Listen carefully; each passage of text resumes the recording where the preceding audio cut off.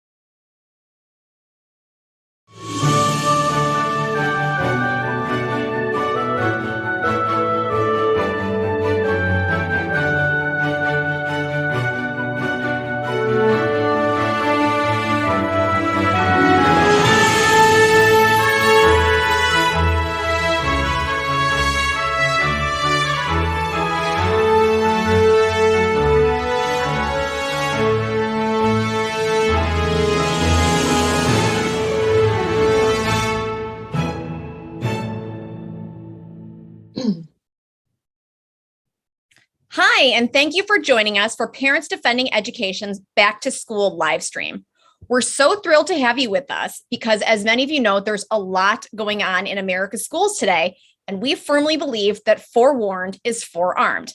I'm delighted to be joined by my brilliant colleagues from Parents Defending Education tonight, who will help you navigate this process and let you know what to look out for and what you can do about it. We're here to support you, inform you, and empower you so that you can make this a terrific school year.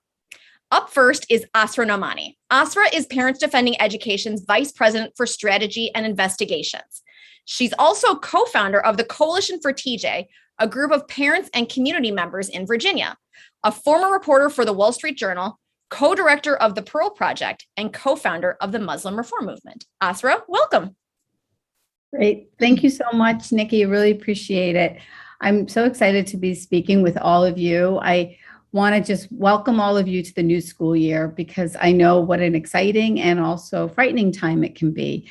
I proudly call myself a survivor now because I have now had my son graduate from the public school system. He just graduated from high school last year and has started college. And I'm just so happy to be able to support all of you because I know from the earliest years to graduation, just what a journey it is. And I hope now that I have an empty nest that all of you can really enjoy and appreciate this precious time that you've got with your children. It's just something so profound and so deep. And I know that this struggle that we are facing today in our K through 12 system is something that none of us signed up to have to confront. You know, none of us want to be in battle with school teachers or the principal or the school system. Who wants to file a Freedom of Information Act request, you know? But unfortunately, we've come to a time in our society today in America in which we are facing a very well-funded, orchestrated, organized network. I mean, it's a machine. It's a machine that is trying to put into the school systems their ideas and their ideologies and their politics and their activism. You know, as a reporter for the Wall Street Journal, one of the things that I learned is that all we have to do is put on our Nancy Drew hat sometimes. We just have to ask questions to find out what is happening. And so what I wanted to do over these next few minutes is just walk you through some examples, especially on the issue of curriculum. You know, curriculum is basically what we send our kids to school to be able to learn. I mean, it is the stuff that's supposed to be standardized. It's supposed to be regulated in states. There's supposed to be rules and standards. But unfortunately, what we have discovered since we started Parents Defending Education is that there's this entire machine of organizations and consulting groups that are putting into our school systems their own curriculum. And so I wanted to walk you through some of the ways that they're doing it. So I'm sitting here in Fairfax County, Virginia. It is one of the largest school systems in the country. It's got a $3 billion budget. And what we do here at Parents Defending Education is we get tips from parents, teachers, principals. So one Friday night, not long ago, I got a tip from a parent here in Fairfax County. And she told us about something called the Summer Learning Guide for K through second grade. This one was the second grade guide, talking about books and persuasive writing. It just sounds like the kind of stuff that we send our kids to school to do. It has all sorts of goals, reading goals, writing goals. And so you keep turning the pages. And this is one of the really simple ideas that we want to share with you, that all you have to do is turn the pages on the curriculum, on the syllabus. And we go through page 2, page 3. They've got the summer learning schedule. Then over here, the very last page, there is something that they call suggested material, suggested text. And so you can see here just visually this blue box. It's a very simple box. In all of these pages, it's just this little box. But what is the first recommendation? It says SAFE by Key, Woke Kindergarten, 60-second text. Sounds a little bit like it's something you should ask questions about. And that's exactly what we want to recommend that you do. Click these recommended texts, these recommended books. Go to them. And what I did when I discovered this, Safe by Key, is a website and a YouTube channel by a woman who is a former kindergarten teacher and now a YouTube kindergarten teacher. And on her channel called Safe, she talked about all the ways that she feels safe. And included in her text was the idea that she feels safe when there are no police around. And so that's a pretty dangerous message to be sending to second graders. But unfortunately, that's exactly what was slipped into this curriculum guide by Fairfax County Public Schools. So what can you do when you discover something like this? Like we said, we're not in this to have confrontational relationships. What you can do is exactly what we did, which is we just sent a query to Fairfax County Public Schools and said, did you mean to share this kind of material? And they did what a lot of bureaucracies do, and they just sort of covered up for their mistake here, as they called it. And they said they didn't investigate fully all that they were sharing. But that's what's happening in so many classrooms. I have as in second illustration, a book called A for Activists. And what I'm doing is I'm sharing with you books that are unfortunately directed at some of our youngest learners. So this book, A for Activists, tells you A is not for Apple, but for activist, advocate, abolitionist, ally, actively answering a call to action. Are you an activist? Not quite what you probably send your kids to school to learn. And what we have to do as parents is we have to go literally from A to Z. Because when you go to Z, you can see this image here. Z for Zapatista. It was a liberation movement in Mexico. And this is not quite the image that you expect to have your kindergartners looking at. But this is what is unfortunately one of the examples of the books that are put forward in the reading guides and the reading lists. Libraries have them now. They're called social justice books. This is another one called Woke Baby. And so Woke Baby walks you through all the ways that this little baby is intended to reach for what is yours. Simple ideas, all basically indoctrinating the kids with the ideology of wokeism. And if we think that it's something that's, just one-off here or there, let me just share with you this example. Ibram Kendi, he's one of the ideologues pushing forward critical race theory in our country today. He has famously said that the only path for past discrimination is new discrimination and future discrimination. So this book, Stamped, is now being bought by school districts and then given for free to the kids to read in their social studies classes. Anti-Racism and You. And it's now at all age levels, including Anti-Racist Baby. These are the ideas that are being put forward in libraries, in recommended lists, like we said. And all you have to do as a Nancy Drew is ask questions, investigate, follow the trail, follow the web links, and try to find out what is the content that's actually being shared with your students and your children. Because ultimately, you are sending your kids into a school system in which you are entrusted. You are entrusting the grown-ups in the room. But unfortunately, sometimes we have to be the grown-ups, making sure that what our administrators and teachers and principals are teaching our kids is the content that has actually been approved, that is actually part of the approved curriculum, and is also something that has had any eyes on it. Because unfortunately, equity warriors have decided that our kids are their weapons, in the society of this ideological war. And what we have to do is take back the power. And we're just here to support you, encourage you, and hope that we can all work together to make sure that the innocence and beauty of kids is preserved always. Thank you so much for joining us tonight. Great. Thank you so much, Asra. That was really illuminating.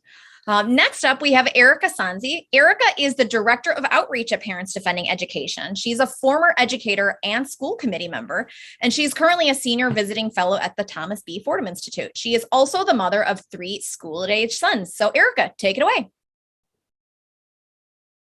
Hey, everybody. It's great to be with you tonight, and I appreciate you taking time. I know that this is a very busy time for all of you who are likely parents, so thank you. I have told my family that they're not allowed to speak or make any noise in this house for the next hour. We'll see how that goes. So I'm really here to talk about words that are red flags.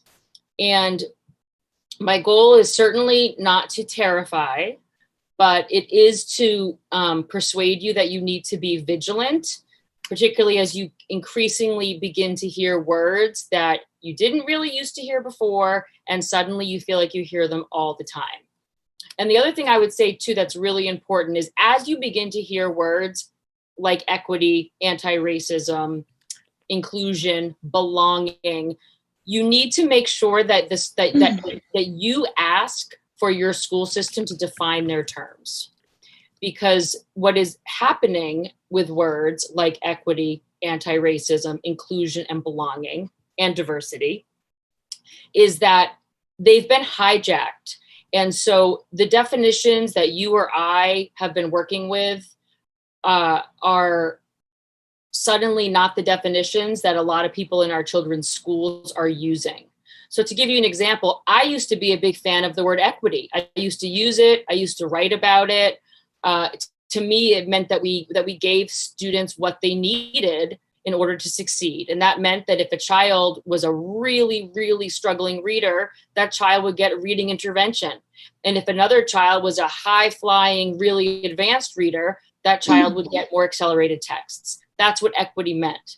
But what has happened is that equity has been hijacked by people, and it now is being used to talk about equal outcomes and to ensure equal outcomes and to make that the goal. Now, I don't know how many of you are in my situation, but for in my own family, we can't get equal outcomes. So the idea that we're going to be able to guarantee equal outcomes among all of the children across the country is, in a word, absurd. And so equity is one of the words that you need to look out for. It's not the same as equality. It doesn't mean equal opportunity like most of us think. Anti-racism is another word that you're going to see. You may, if you begin to hear your school saying that they're an anti-racist school, ask them what they mean. Because again, many of us, anti-racism meant that we were against racism. And the vast majority of people are against racism. But the definition that's being used by a lot of schools now requires action. And what it says is that you are either anti-racist or you are basically in favor of racism. If you aren't taking actions in your life to dismantle systems, then you are not an anti-racist. So again, you need to nail them down on their terms. Other words that you're going to hear a lot: whiteness. If a school continues to talk about whiteness, that is a red flag. They may try to say, well, we don't really mean, that white students should feel shame or that white people are bad. But the reality is when you begin using words like whiteness and then you equate them with negative terms, it is impossible for a young child not to hear that they have done something wrong and that they are bad. So again, whiteness is a red flag. Social justice, I am sad to say, has also become a red flag. Because again, many of us came up through the world with a belief that social justice is what we wanted. It's what we worked for. It's what we advocated. But social justice, again, now, unfortunately, has become something that indicates that a school is moving down the road or is well down the road of using practices and instructional materials that are reason for concern. Oh my gosh, only have 2 minutes left. Okay, gender fluid. Gender, or that the child's gender was assigned at birth and you, their parents, or the doctor assigned it to them, but really it's theirs to choose. Absolute red flag. Same thing with the word, with oppressors and oppression. If you hear talk about oppressors and the oppressed, or your child talks about how they were forced to use an identity map and locate their group identities, that is also something to be concerned about. And again, I said the word belonging. I would also say that if your students or children are being asked to share their pronouns, you need to ask questions. The last thing I want to say is that and again, this isn't to scare you, because there's plenty of schools that are upfront with parents when they ask questions, but we are seeing a trend across the country and a movement to manipulate language to avoid scrutiny from parents and from the public, as the backlash against wokeness or critical race theory or social justice ideology, as that moves into schools, they have realized that they need to now hide what they're doing. So understand that there is a movement afoot. It is well documented that they are now changing the language and teaching how to make sure that parents don't actually know what they are doing. And I think I'm going to wrap up with that. So there's your buzzwords, your red flags, and what to be concerned about. And I'm going to hand it off to the next person. And again, thank you so much for being with us tonight. Great. Thank you so much. Next up, we have Marissa Fallon. Marissa is the Director of Advocacy for Parents Defending Education, where she assists parents and parent groups to advocate for their students. She's a founding member of the Coalition for TJ, also in Virginia, which is a group of parents and community members, and she's also had leadership roles in her Parent-Teacher Association. Marissa, let's go. Thank you so much for the introduction. I am going to talk about something that I've been thinking a lot about the past couple days as the kids are getting ready to go back to school.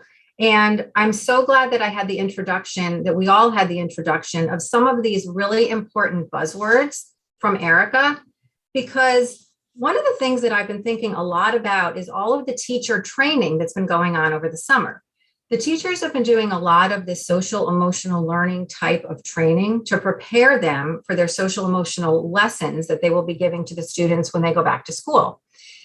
So in thinking about different words and different terminology that's used at school, I started thinking about 10 years ago. I now have a son in college and a son in high school. And 8 to 10 years ago, when my children were in elementary school, the term social emotional learning was never used. Instead, when we were talking about similar types of topics, what the school used was character education.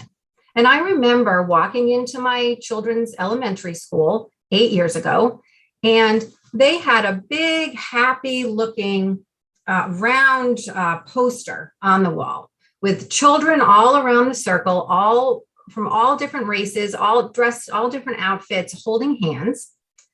In the center of the circle, it said character education. And all around it, it had some themes that were really important for the school to get across to the school community. They were things like honesty, kindness, integrity, responsibility.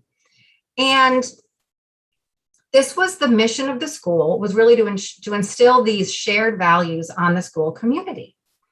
The school had critical thinking workshops. Children were free to have dialogues about different types of topics, and it was encouraged and it was welcomed. So these were really the values that tied our school and our children together. Well, fast forward a few years, and I re-entered the public school system last year, and I was really surprised to hear social emotional learning. It wasn't something that was talked about years ago.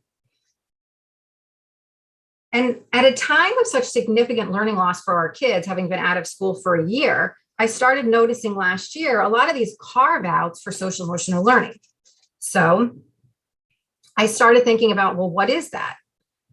Social emotional learning is also called cultural competency, anti-bias, anti-racist training, courageous conversations. These are all other names that you may see.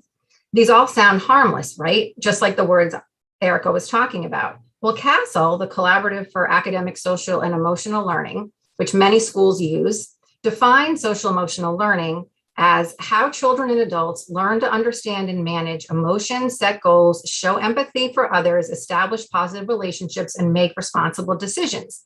That all seems fine. Those all seem like things that we want to teach our children.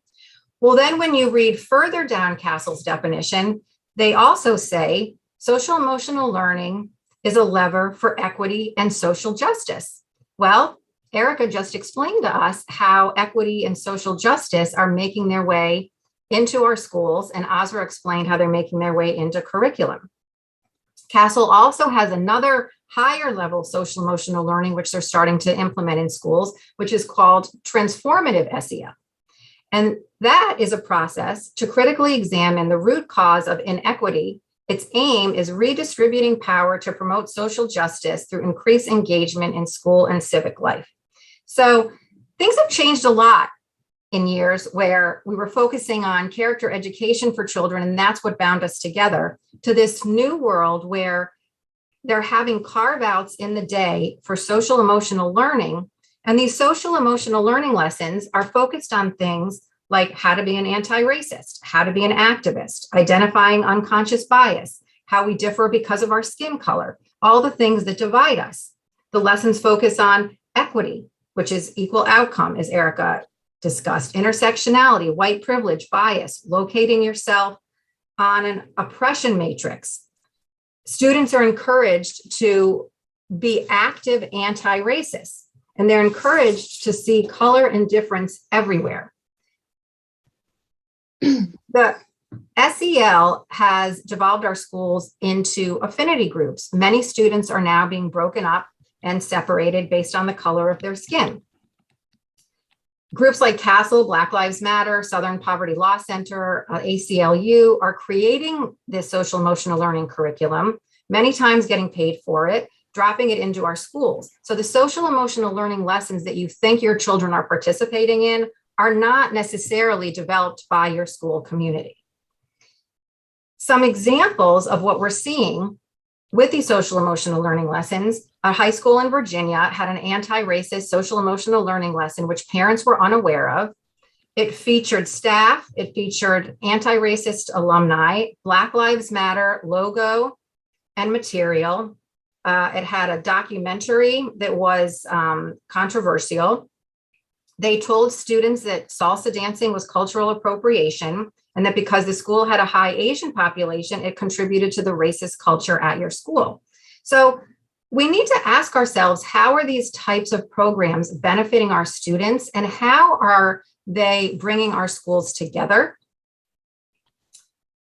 They say many of these programs, and you'll find in your schools, they'll say they're student driven. Well, when the students had an opportunity to attend a follow-up session without being required, barely any students came, and the students who did come asked why diversity of opinion wasn't encouraged during this session.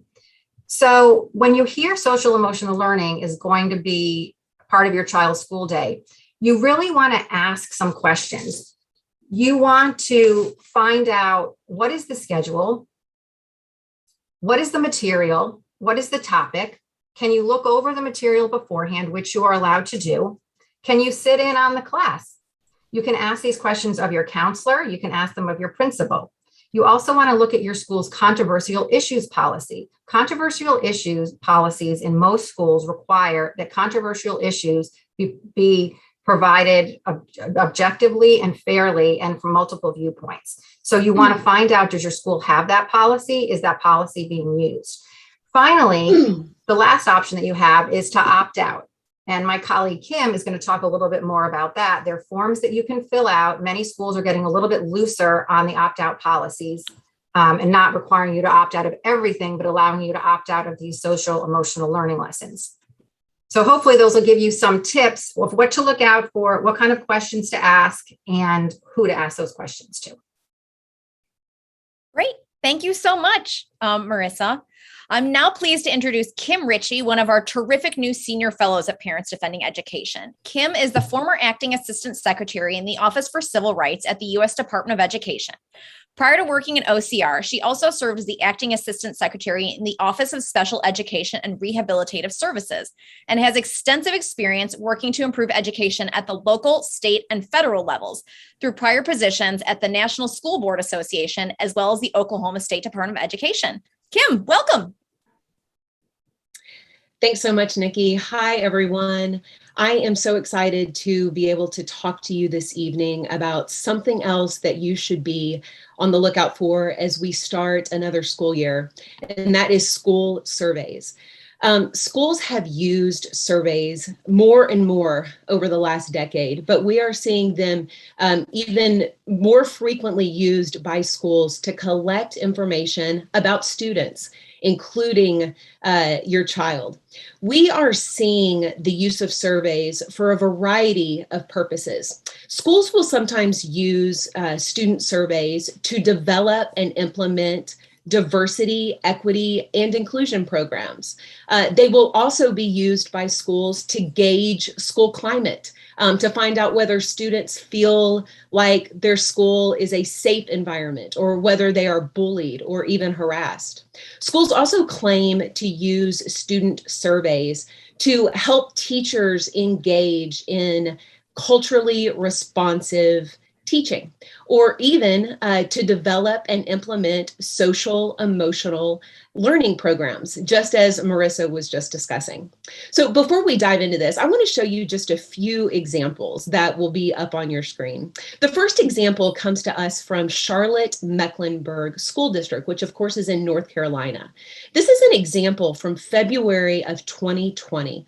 So last year, the school used a survey to ask students about their gender identity, including whether students were transgender.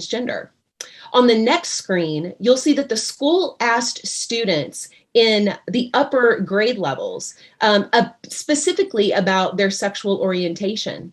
As you'll see from the screen, students were given 5 or 6 options for which to choose. I want to show you another example from the state of Oregon, and this is actually a state level example. The state of Oregon distributes every year what is known as the Healthy Teen Survey, and it includes extensive personal questions about students. In one of the sections, and you should see this on the screen as well, students were asked about their personal safety. So for example, how long does it take you to load and use a gun? You can see the other questions there that all relate to students being in violent situations and questioning students about whether they feel safe. On the next slide, in another section of the school survey, the state of Oregon asked extremely detailed questions about student mental and physical health. Everything from how many cavities have you had to when was your last doctor's appointment to do you have a health need that is not being met. There, in other parts of the survey, the state of Oregon asked questions like, do you have difficulty walking or breathing? Do you feel like you're equipped to work out your personal problems? The state asked questions about eating habits and about gambling habits, about student sexual behavior. They even asked about personal family beliefs, the belief system in the home environment. So we know that schools and even some states are using survey tools to obtain very specific information about students. So the question is, what can you do about it? And there are really three things that I want you to do as we enter the upcoming school year. The first thing is I want you to be informed. I want you to know that your child's school may be collecting data and other information through the use of surveys. Now, carefully review your student handbook. It is not uncommon for schools to include consent forms for participation in these surveys as a part of the student handbook or in the policy packet that you get at the beginning of the school year. So when you sign and return the acknowledgement of receipt form, you are also sometimes consenting to participating in these surveys or other data collections. So you want to be aware of what you're signing and actually what you're consenting to. The second thing that we want you to do is ask questions. Ask your teacher, ask your child's school principal, and even other school leaders what data is being collected by the school, and specifically, what surveys are being administered to my child. If possible, you want to ask to see the survey, and at a minimum, you specifically want to know what information is being collected.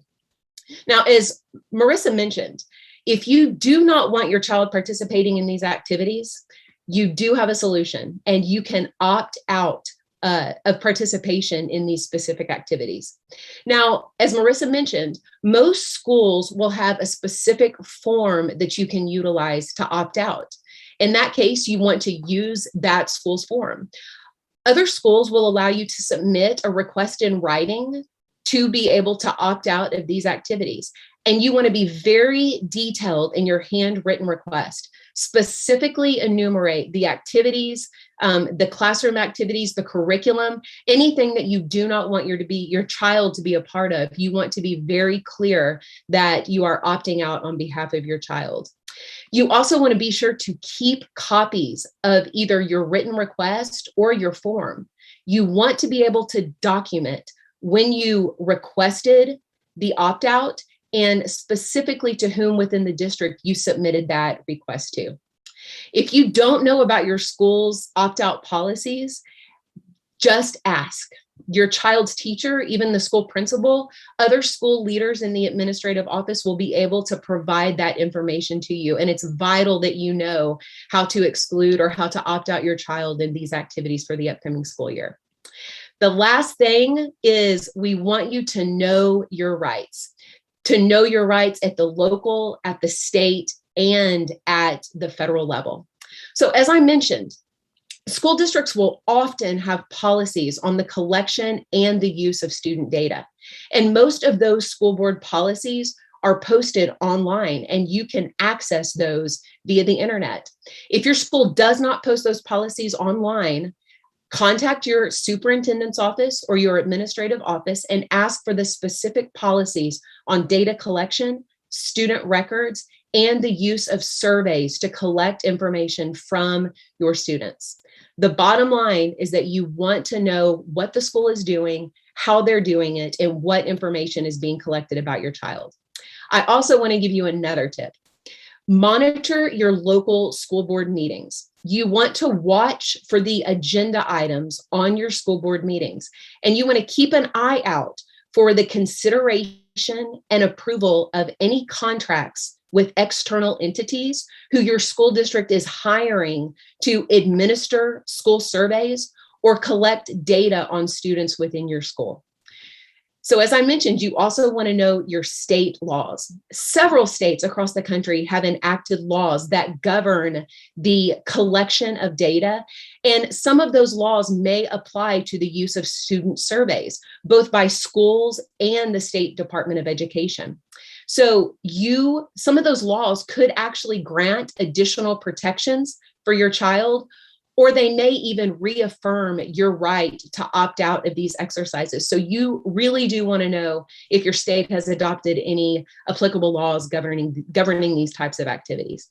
And finally, you want to know what federal laws may apply to student surveys. Now, there's one federal law that I do want to flag for you this evening.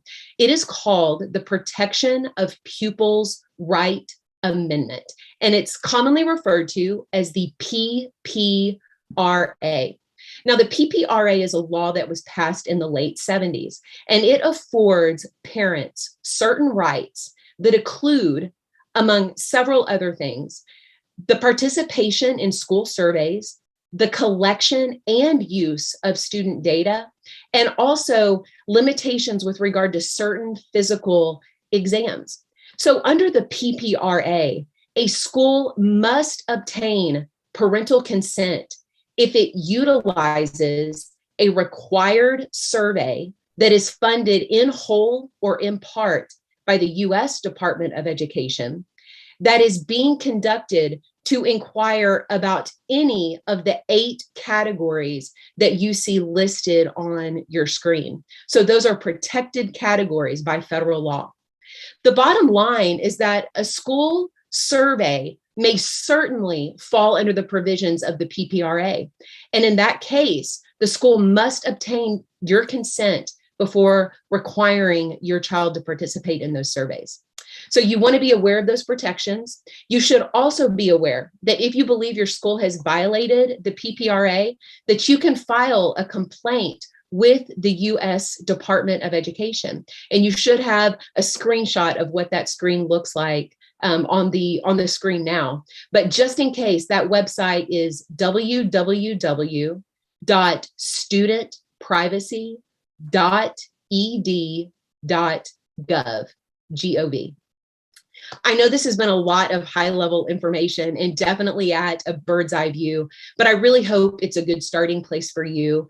It's important to remember that not all surveys are bad. There are legitimate and appropriate times and uses for schools to utilize school surveys, but you have to stay informed and monitor the use of those surveys to really ensure that they are educationally appropriate.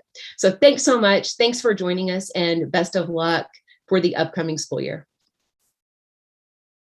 Great. Thank you so much, Kim. And last but certainly not least, I'm so pleased to introduce Amy Viana. Amy is another senior fellow at Parents Defending Education. She's the former Principal Deputy Assistant Secretary for the Office of Elementary and Secondary Education at the U.S. Department of Education. Amy has also served as the Executive Director of the White House Initiative on Educational Excellence for Hispanics. Previously, Amy has also served both as a school principal and assistant principal, including at a U.S. Department of Education Blue Ribbon School of Excellence. In addition, she's a former elementary and middle school teacher and a mother of 3. Amy, welcome. Thank you very much, Nikki. After hearing all of my colleagues, I certainly want to bring us back to why we're all here, and that is because our children are back to school. And so back to school truly offers a renewed opportunity to engage with school officials. And after listening to all of my colleagues here, it's become clearer than ever that parents definitely have homework too. And so we want to make sure that our families and our school leaders are all beginning the year together, and that we as parents have a chance to establish relationships with our schools, with classroom teachers, with administrators, and really everyone else that has a role in your children's life in a positive and encouraging way.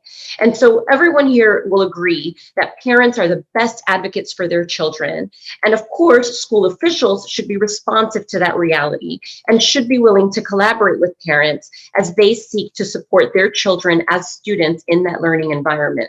And so thank you for taking this time to educate yourselves on how best to do that for your family, particularly during this busy back to school time. My experience as a parent, as a practitioner, even as a policymaker, has helped me to identify key areas of common ground between the stakeholders at hand. And so it's important to begin with the assumption, though it may be difficult at times, particularly with some of the themes that we've heard tonight, but we should all start with the assumption that everyone in the life of the child does have the best interest of the child at heart. Of course, differences along the way are inevitable. Things will come up, there will be miscommunication, and some themes may come up that are not aligned with what it is that you choose for your family and for your child. And so that is why a foundation of respect and transparency between parents and our children's educators is so crucial. And like any relationship, that takes time, it takes attention, and it takes a willingness to engage. Although it may be uncomfortable, we must be able to have those conversations and ask those questions, as Kim just mentioned.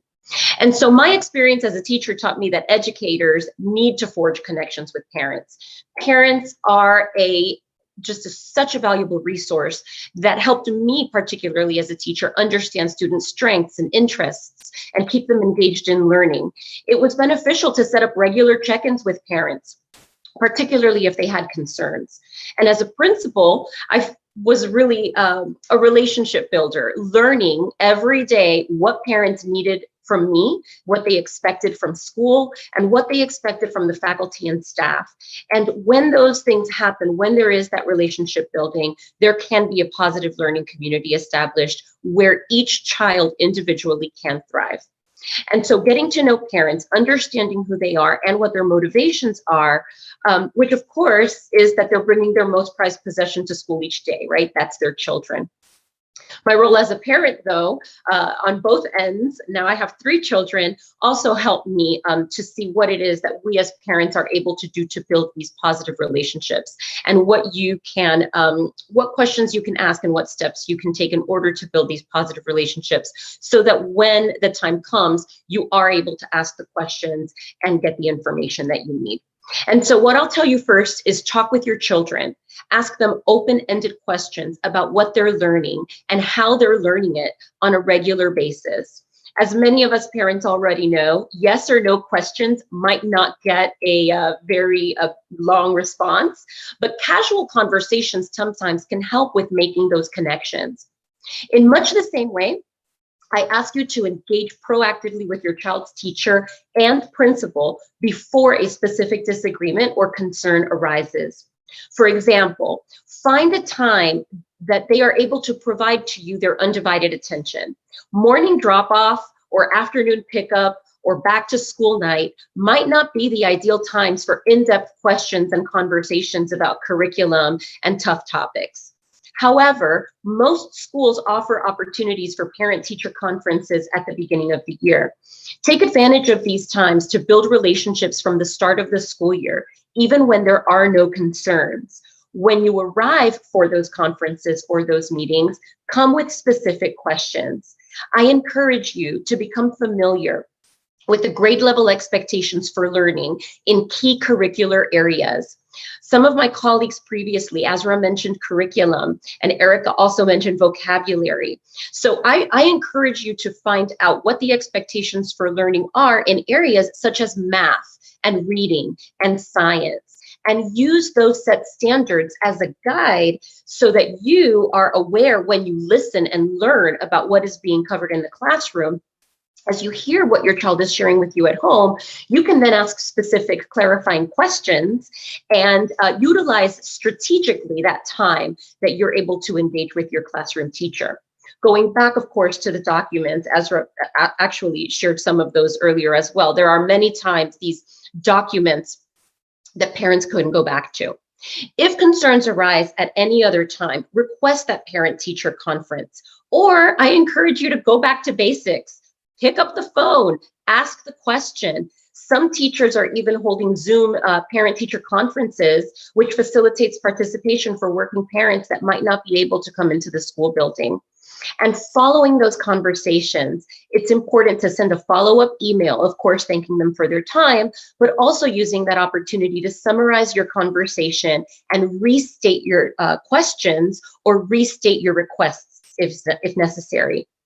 Use communication as a tool, but also use that email to document that spoken communication and perhaps send reminders to teachers that can sometimes be busy. When there are doubts regarding the objective of a lesson, when there are doubts or if you need clarification on the materials that are being used, I encourage you to ask for information or clarification directly from your child's teacher regarding that content matter, the methods that were used, or the activity that they were involved in. Perhaps it could even be a monthly or a bi-monthly request for general topics that are covered in class or will be covered in class in order to continue to promote that transparency and that accountability. It'll also allow you to support the students learning at home.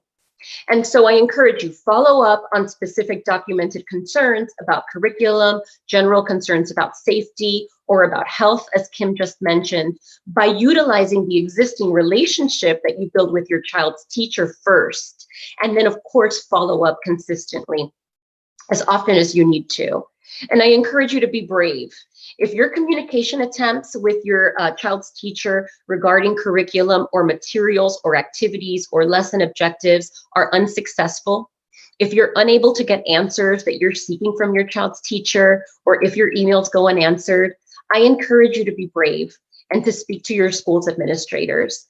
But again, my recommendation would be to begin to form those relationships before the concerns are there to discuss.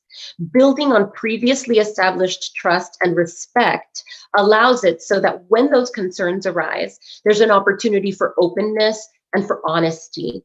As a former school principal, I have to say that I got to know parents well on the sidelines, at athletic games, at band concerts, at countless other school activities.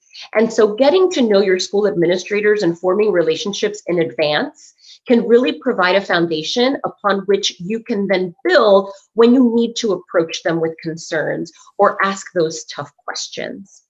I also hope that you'll become familiar with and utilize resources that are available to you.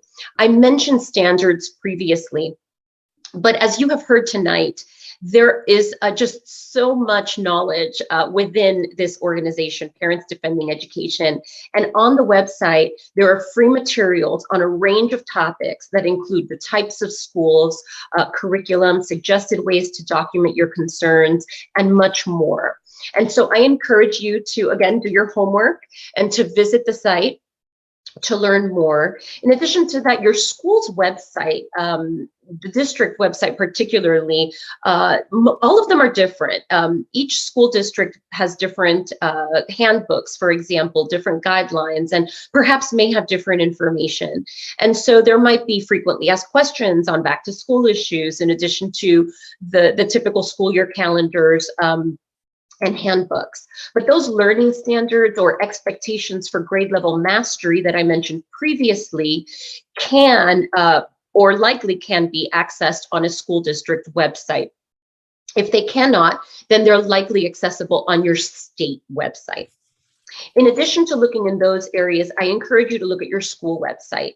All schools are different, but there may be more information there, more contact information, additional school officials that you may be able to talk with to get information and to ask questions to. There may be faculty biographies or school designations for funding opportunities. As Kim mentioned, different funding may come from different places. And so I encourage you to do your homework, to look in those particular areas, in addition to establishing those relationships with your school officials proactively, so that when the time comes, you have that done in advance. And so thank you again for setting aside time in your schedules, especially during this back to school busyness, to empower yourselves with information and to create and to help sustain healthy learning environments for your child. I wish you and your children a healthy and happy school year full of positive learning experiences. And I kick it back over to Nikki. Thank you so much, Amy. That was great. And I love ending on this positive note that everything feels so tense all the time right now. But I love this presumption of good faith. So many people go into the teaching profession in schools because they want to help students. And so we should be a team. And if we are not a team, let's try and repair it before we blow it up. So I think that's a wonderful note to end on. We do have a number of audience questions, so I will start to send those around to the group. The first one, can parents of public school children opt out of woke curriculum? Kim, is this something that a parent can just go to a teacher or a principal and say, I don't want my kid to know about this social justice stuff? Is that something that we can do with an opt-out form, or is it a little bit more complicated than that? It's a great question, Nikki. And the truth is, I think it probably varies by state and by school district. You know, every state, as I mentioned, has very specific either guidelines through their state Department of Education or even a state law possibly about opting out of everything from testing to curriculum. So I think that first of all, it really does depend on what state you're in, but it also depends on the policies of your local school district. And I think Erica mentioned earlier, I think it was Marissa that said this. Most schools, just because of everything that's going on within the educational system right now, most schools have voluntarily set up processes by which parents can come in and opt out of a number of school activities. So I think we're definitely moving towards a trend that is allowing more and more opt-outs. And what I would tell parents is find out where your school district is. And if they are not allowing the opt-out of these activities, start joining with other parents and really push the school board to start adopting these policies that are going to allow parents to opt out of any curriculum or any classroom activity that they do not want their child to participate in. Okay, great. Well, thank you so much. Another question is, how do we keep up with changing terms? It feels like there are so many things going on right now from so many places. Erica, what do you think about that? I mean, it feels like there was critical race theory, and then there's culturally responsive and social emotional. It's like enough to make your head spin. So what do we do about that? Well, your head's going to spin. There's no way of getting away from that, because it is a reality that not only are the definitions of terms changing, but there does seem to be, and again, Amy's right that we should assume best intentions, but there is also a kind of a game of gotcha happening with parents, unfortunately, in a lot of districts. So I really think the most important thing you can do is to get the teacher, the principal, and the superintendent, if needed, and even the school board, to define their terms. Something that has become abundantly clear to me, for example, is that oftentimes when a school board signs off on an equity plan and votes in favor of spending money on an outside consultant, which happens all the time, the board members are under the impression that equity means equality of opportunity, fairness, and impartiality.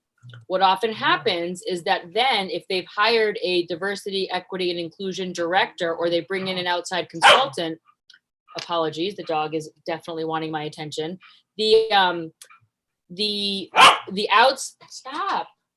outside person has a totally different idea of what that means. So you have a school board that votes for something because they think one thing about equity, and you have an outside consultant making a lot of money who literally believes that equity is a lever to fundamentally transform and even dismantle systems and to ensure equal outcomes.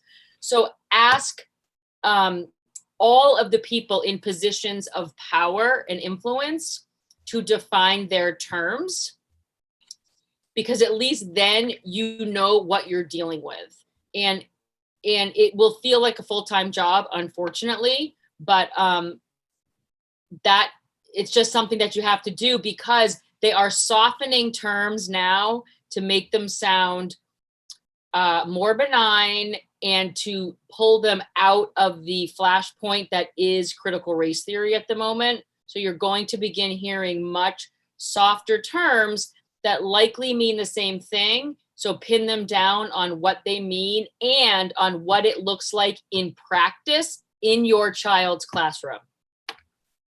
Okay, great. Well, thank you so much. I think this is a good one for Marissa.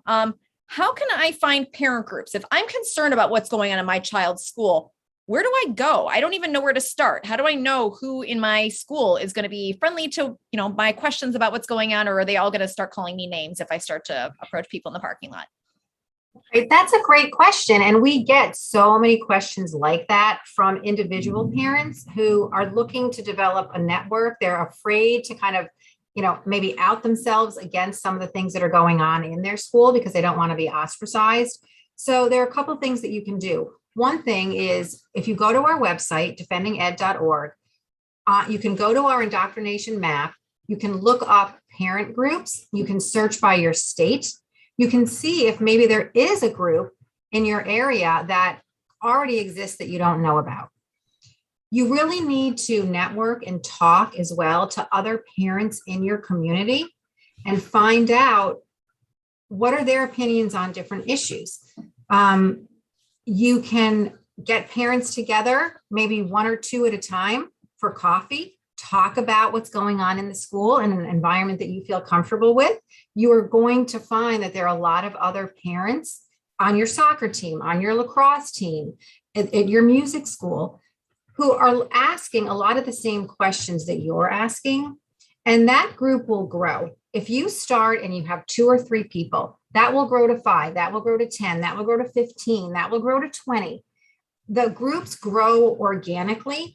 And we have a ton of amazing resources on our website that will show you how to start a group, how to register a name. A really important thing is that you get a website or you get a Facebook account so that parents know how to find you. Because if you're asking these questions, where are the other people like me? Every once in a while in life, and especially in situations like this, we end up in leadership roles that we never thought we would be taking. So the same questions that you're asking, a lot of other parents are probably asking. And, a lot of parents in the group, Oscar says it, I say it, you end up becoming an accidental activist because we all care so much about our children. So these people are popping up all over the country, from Washington State to Ohio to Maine to Massachusetts to Virginia, Maryland. It's unbelievable how empowered so many parents are getting and how involved they're getting in their child's education. So put your feelers out, go to our website. I get lots of emails from individual parents and groups of parents who need help, but individual parents who are looking for connections. So feel free to send us an email. We will help you network. We will help you connect with people. We will direct you to our resources. Everybody can do something. So we can help you find what that something is for you. Great. Thank you. Asra, if I'm a parent at my school, I feel a little bit alone, I'm a little bit scared, maybe I have a job where I don't want people to know what's going on, what do I do about it? I mean, if I kind of just maybe want to unburden myself, where do I go? Yeah, I mean, it's really important to not carry these burdens by yourself. All those tips that Marissa just gave were so fantastic for just finding kindred spirits. And, right here, just on this, this call that we have today, like, I'm so proud to be among these amazing mom accidental activists, mothers who have also just emerged, like all of you as parents are wondering what to do.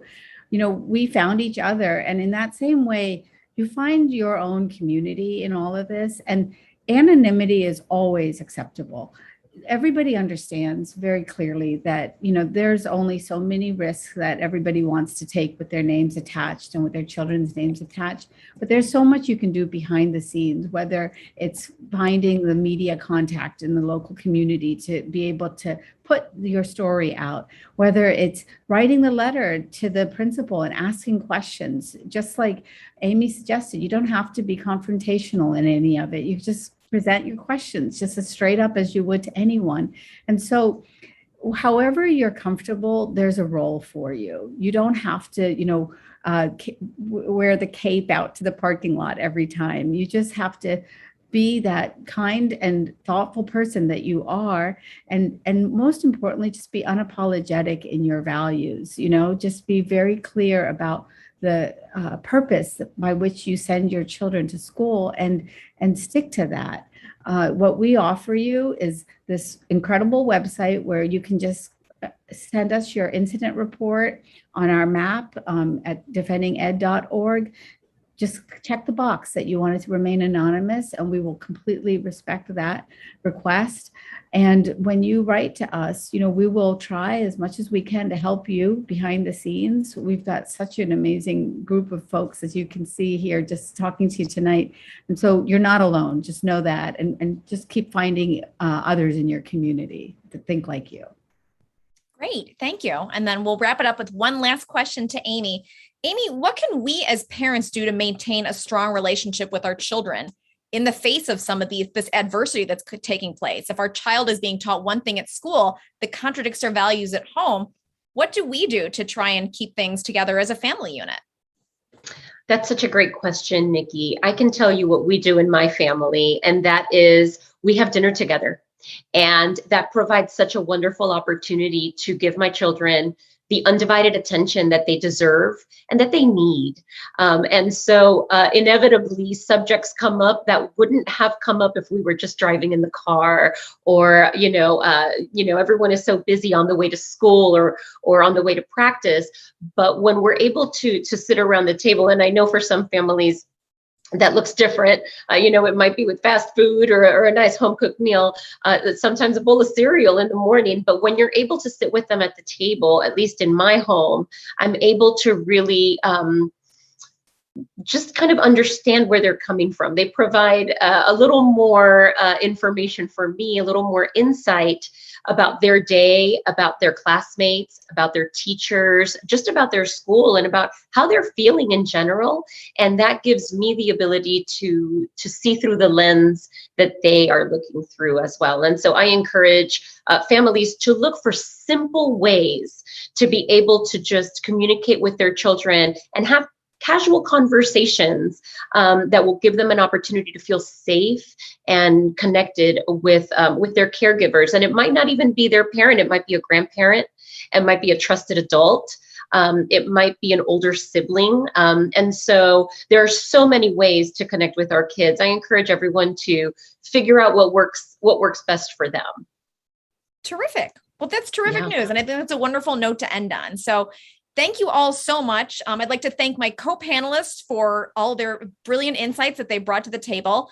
It's a scary thing to start a new school year during a pandemic and with so much else going on. But I'd like to remind everybody who's watching, we are here for you. So please go to our website, send us an email to info@defendinged.org if there's anything that we can do for you. Submit a tip if you just want people to know about what's going on in your district. But we're all in this together. And this is the most important fight of our lives, protecting our children, defending them, and standing up for them. Because if we don't do it, very few other people will. So with that, we will end it. And we look forward to seeing you next month. Thank you so much.